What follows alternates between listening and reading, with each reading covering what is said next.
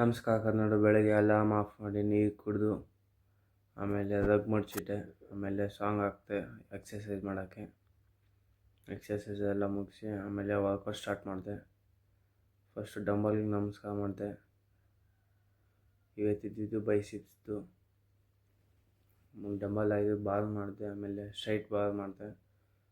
ಮತ್ತು ಒಂದು 6 kg add ಮಾಡಿ ಲಾಸ್ಟಲ್ಲಿ ಇದನ್ನು ಸೆಟ್ ಮಾಡಿ ಇವತ್ತಿನ ಬಾಡಿ ಕಂಡೀಷನ್ ನೋಡಿ ಹೇಗಿದೆ ಅಂದ್ಬಿಟ್ಟು. ಬಾಡಿ ಒಂದೇ ಸಲ ಬರೋಲ್ಲ, ಅದಕ್ಕೆ ಪ್ರೋಟೀನ್ ಕೊಡ್ತಾ ಇರಬೇಕು, ಚೆನ್ನಾಗಿರೋ ಫುಡ್ ಕೊಡಬೇಕು, ಚೆನ್ನಾಗಿ ವರ್ಕೌಟ್ ಮಾಡಬೇಕು, ಚೆನ್ನಾಗಿ ನಿದ್ದೆ ಮಾಡಬೇಕು. ಇದು ಇಷ್ಟೆಲ್ಲ ಇರುತ್ತೆ.